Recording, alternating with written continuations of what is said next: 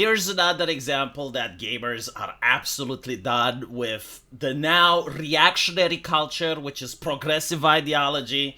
We moved past that. We are entering a brand new era. We're going to be on the right side of history and all of the other talking points. Apparently, gamers are sick and tired of being gaslit, of AAA companies making female characters look like men with wigs, giving them manly jawlines, removing any type of heteronormative sexuality from their games, casting romantical interests of characters that look like 65-year-olds. Like, why not just, have Mary Jane look like a 20-year-old? There's no reason for that other than the fact that you're trying to gaslight straight men into thinking that there's something wrong with them. And you're sicking your attack dogs. Like, this is what I see when you go on Twitter.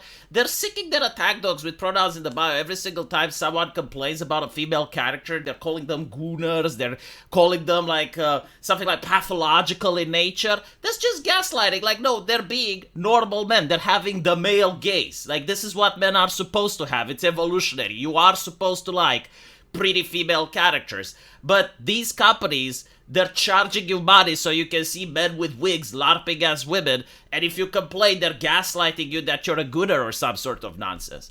And gamers are fed up with it. Like, they're going to vote with their wallet. And as you can see, Spider-Man 2 released on Steam, and it's not doing very well. Now, the cope is, it's like, well, this is already a game that was made, and, people already played it on PlayStation 5, so obviously, they're less inclined to buy it again on Steam. Except that this scope is very easily debunked when you look at the original Spider-Man, and you can see that, no, it actually fared a lot better, despite the fact that it originally was also released on the PlayStation, and then it came on Steam. And as you can see, right, like, it's got 66,000 people at an all-time concurrence, compared to 18,000. Like, this is horrendous, right? Very, very poor statistics, especially when you consider just how much money was pumped into this project. If I'm not mistaken, it's like $300 million or so. Like, it's absolutely insane. And the problem with Spider-Man 2, as I mentioned before, is that it doesn't look like a game that's worth $300 million. Like, if it would revolutionize gaming in some way, if it managed to create certain graphics that are way ahead of the curve, I would have understand. I remember when Far Cry first came out. It is Far Cry 2. No, actually the first one as well, right? Like, when you looked at the water, like, they used some technology to make water look so realistic, it was mind-blowing. And then Crysis came along.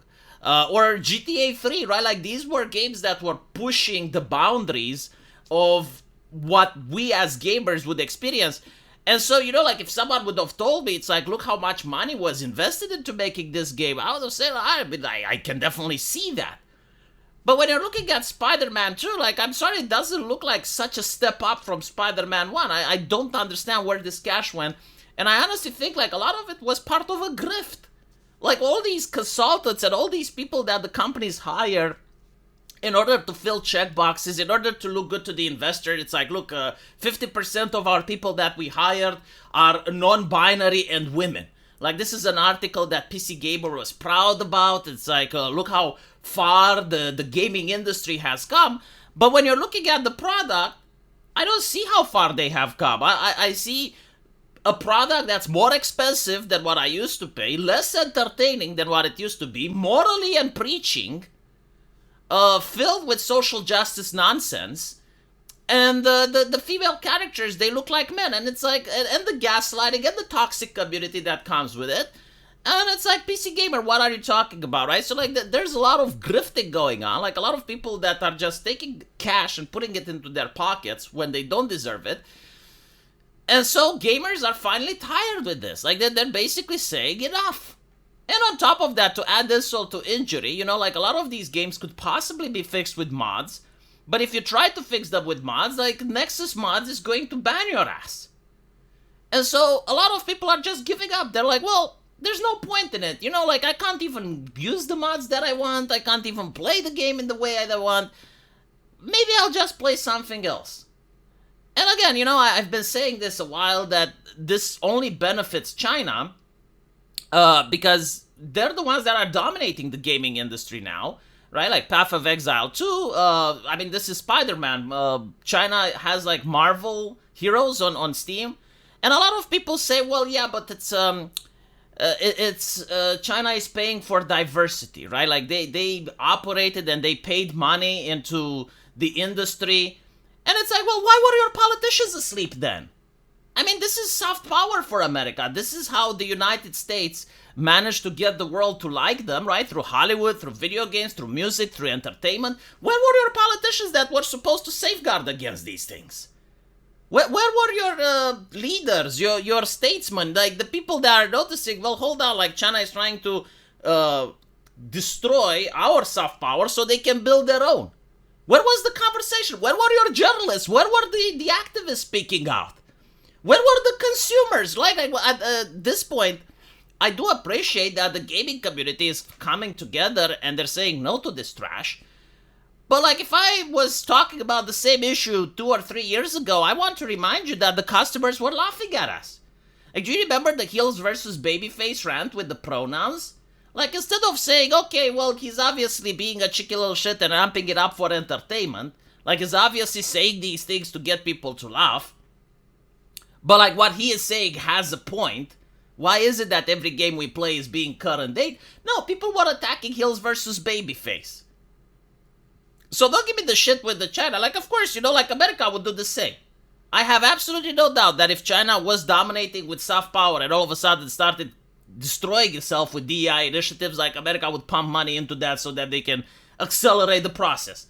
Why wouldn't they? Right? And so hopefully the American companies now can get their shit together. Okay, Trump won. You don't have to do this bullshit anymore. You don't have to make Mary Jane look like a 65-year-old grandma. You can make her like a hot, attractive woman with big fat tits and a nice plump ass so the gamer can salivate. And then she can actually fit the role as a romantic interest. And if possible, no, she shouldn't actually be a hero. She shouldn't actually go and do heroic stuff. She's Mary Jane. Spider-Man is the one that should be up front. There are other games that you can use in order to have like the female characters, the protagonists that, because that's another thing, like every single female character now needs to be a superhero, right? Like every single love interest needs to be there fighting next to her superhero. No, I don't think that's the case. There are certain female characters that definitely should, like Catwoman, for instance, but I don't think Mary Jane is that. I think Mary Jane should just be like an average, attractive girl that's in first year of university or in the last year of high school, depending on the interpretation of the Spider-Man canon that you're going with. And then, like, she should just be, like, incredibly attractive in order for Spider-Man to initially be rejected by her. Especially, like, as Peter Parker, right? Like, he should be the wimp. He should be the guy getting bullied, but he's got a kind heart and manages to get her approval. And then they start dating and they have a relationship. That's what Mary Jane should be. Like, Mary Jane shouldn't actually go out there and beat up bad guys. She shouldn't try to become a superhero. None of that. No. She should just be the loving love interest. Like, that's fine. Why can't we have that character anymore? Why is it already decided that no, like, women cannot just be the love interest? To be fair, like, it would also be interesting to have the roles in reverse. You have Supergirl and she falls in love with the guy and he's human, but he's like very kind, compassionate. He doesn't have any superpowers. He's not interested in beating people up. And, you can talk about the struggle that he has to measure up to a person that's a Kryptonian. Like, that would be interesting. It would be an interesting story. Why would it have to be like every single time, every single superhero couple needs to be equal? No. Like, you can create interesting stories. I think like they actually did that, and the character was pretty fucking good. It was Kite Man in the Harley Quinn show. Like, I was forced to watch because I was making reviews for it, and it was literally like that. Like, Harley Quinn was with Poison Ivy, and then Poison Ivy was overpowering everyone. But like this guy, he just had a kite, and it was just like the kindness and the compassion that he had, and the fact that he showed courageousness, bravery, leadership, which pretty much I got Poison Ivy to fall in love with him. Like you can make that. It's actually more interesting than if you give the guy same superpower so he can rival with the female character. Anyway, right, like, this is my take, and I'll see you guys in the comment section. Take care.